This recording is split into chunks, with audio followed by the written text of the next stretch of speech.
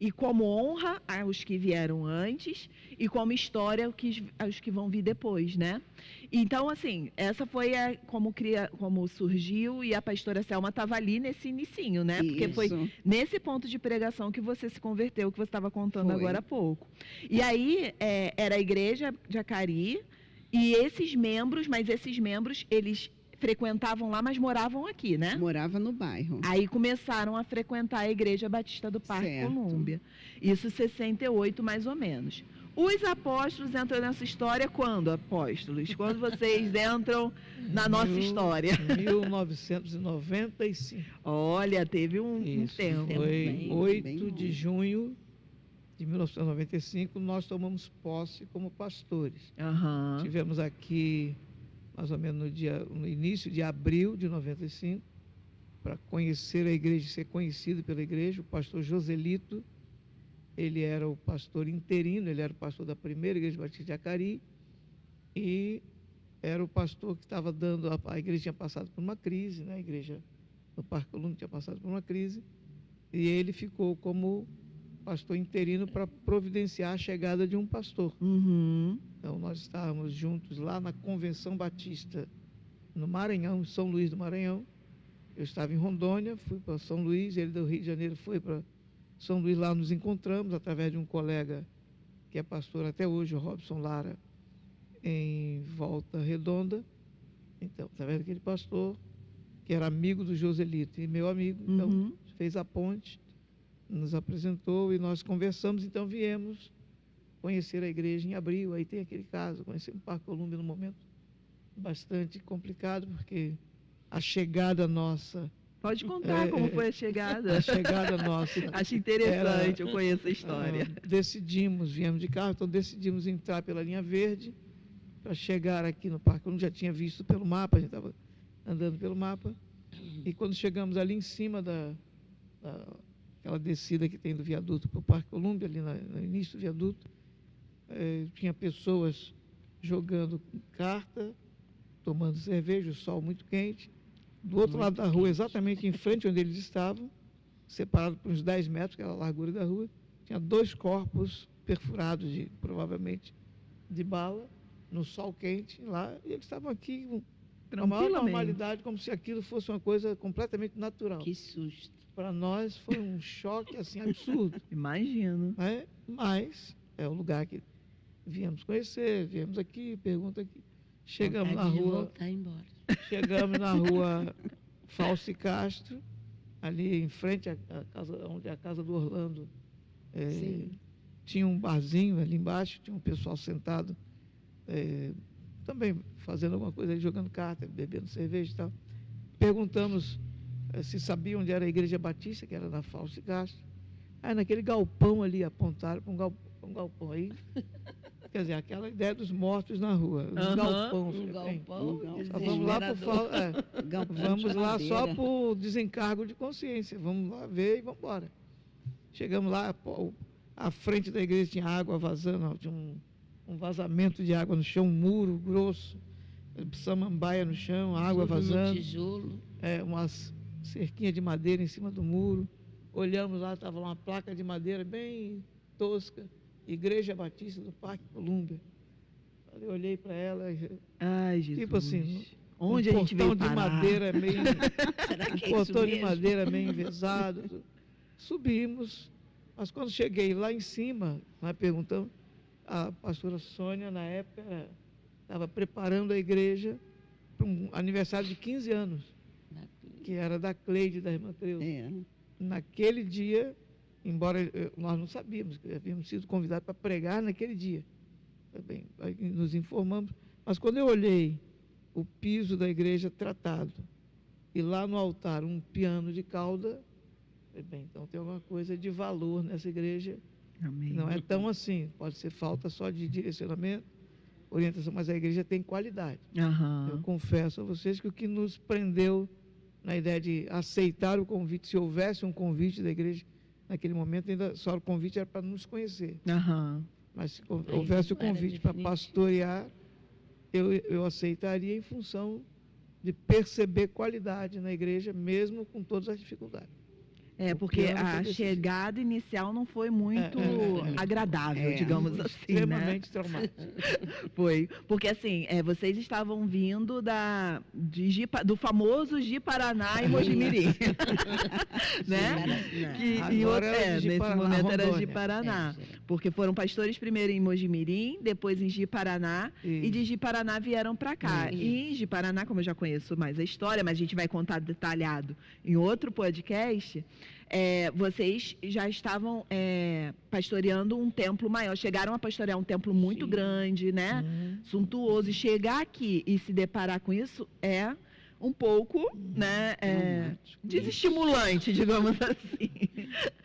Mas, nessa história, eu também vejo algo assim muito de Deus, porque a aparência do bairro não é a melhor, mas guarda uma preciosidade dentro, né? Assim como o impacto que vocês tiveram no templo, que exteriormente parecia nada valorável, né? Assim, não sei se essa é a melhor palavra, mas dentro guardava algo de valor, mostrava que tinha propósito, que tinha zelo, visão. E o bairro é muito isso, né? A gente vê muito isso nas suas pregações, apóstolo. Quando o senhor fala do bairro, assim, é um bairro que, aos olhos do governo, aos olhos dos indicadores sociais, não tem muito valor. Mas nós enxergamos pelo Espírito o potencial desse bairro. E esse potencial é o que está fazendo ter igrejas em tantos lugares, né? Amém. E você, quando eles chegaram, pastora, foi em 95, né? 95. Você tinha quantos anos? Sem querer revelar idades, não é? Mas propósito. Menos 29 anos. Por aí. 29 anos. Por aí, né? Já um tempinho atrás. Você lembra deles chegando ou não? Deles assumindo como pastores? Assumindo como pastores, né? Chegando não, mas assumindo como pastores, sim. E você lembra de alguma coisa, assim, de alguma impressão, de alguma dúvida, que será, qualquer coisa? Não. Olha, como eu falei no outro, eu coloco assim, tudo que Deus nos dá é bom. Amém. Né? Então, eu via vocês com um presente bom de Deus para nós. Amém. Né? E eu me alegrei, né? Tanto que me apaixonei. Uma curiosidade. Pela essa mulher aqui, ó. Que bom. Uma curiosidade é que nós somos eu creio que o 10º pastores dessa igreja, o 10º pastor. E a igreja, quando nós chegamos, tinha só 27 anos de organização. Então, a média era de 2 anos e 7 meses para cada pastor. Embora teve pastor que ficou muito pouco tempo, o pastor que tinha ficado mais tempo pastoreando essa igreja, ficou quase 6 anos. Quase o dobro da média, que era de 2. Então, a igreja tinha um costume de rotatividade pastoral. E quando nós chegamos, eu tive o privilégio de pastorear o irmão Jarbas por 6 meses só. 6 ou 7 meses, porque ele veio falecer em janeiro do ano seguinte, quando eu tomei posse aqui. Logo em janeiro de 96, ele faleceu. Mas ele, lógico que ele tinha experiência como diácono há muito tempo na igreja, então ele, quando eu visitava lá no hospital, quando ele estava doente, ele me contou uma curiosidade, né? Que numa das reuniões diaconais entre eles, não participei, ele pediu para eles terem cuidado comigo, né? Cuidado com esse pastor. Ele tem essa voz mansinha assim e tal, mas o que eu percebo nele é que ele tem nem de longe se parece com os pastores que nós já tivemos. Ele é muito decidido no que faz, muito firme nas suas posições, mas ele tem um jeito de fazer isso parecer simples. Então, ele que era praticamente o líder dos diáconos naquele momento, ele disse assim, cuidado com esse pastor, vocês não se deixem enganar. Agora nós temos um pastor sério. Ele usou essa expressão. Era um homem de visão, né? Foi ele que viu a delegacia transformada em igreja. Você falou uma palavra certa. Meu pai era um homem de visão. Aham. Por ele ser um homem de visão, muitas vezes as pessoas não compreendiam. Uhum. Era um homem muito forte naquilo que ele falava. Por isso que eu sou o que sou. Porque minha mãe, Elvira, e ele colocava isso para nós, sabe? E o que o apóstolo falou,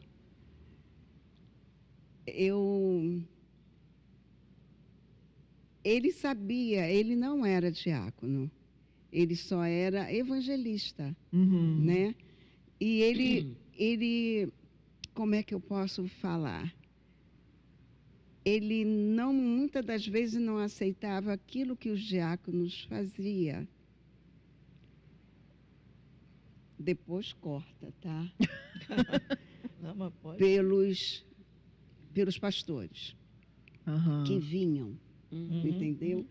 Então, ele era aquele homem que condenava, vamos dizer assim, as atitudes. Então, ele era visto como uma pessoa que era influente, como eu posso dizer, não é influente para o mal, mas para o despertar daquilo que a igreja precisava e que eles não deveriam fazer como eles faziam. Entendeu? Então, muitas das vezes ele não era realmente compreendido. É como eu falei lá no início. Ele sabia quem era Jesus e o que Jesus veio fazer. E muitas das vezes não condizia com aquilo que eles planejavam e aplicavam para a igreja. Então, é isso que eu posso falar dele. Isso, Não, porque quando ele falou nessa linha de cuidado, não era para que eles me combatessem. Era no sentido que, como a pastora Selma falou, havia uma estratégia. Quando a igreja tem uma rotatividade pastoral, isso cria uma margem de tolerância. Toleramos esse pastor até determinado ponto. A partir daquele ponto, a gente começa a trabalhar para que ele vá embora e que venha. A tradição batista era assim. Quando você, enjoou de um pastor. Então, você faz um movimento e tal, e aí aquele pastor vai embora, convida um outro, e essa rotatividade era comum. Então, a primeira pessoa a ter a visão de que nosso pastorado não seria assim foi o irmão Jardim. Porque ele disse, olha, cuidado que nós temos agora um pastor que não se encaixa nesse perfil que a igreja está acostumada a lidar. E a pastora Selma está falando de que não era bem compreendido. Mas, em geral, toda pessoa que vai transicionar um tempo, vai ser instrumento de Deus para a transição de tempos, sabe? De tempos proféticos mesmo, de tempos de Deus. Assim como ele foi esse transicionador para plantar essa igreja aqui, né? Saiu de Acari e veio para cá.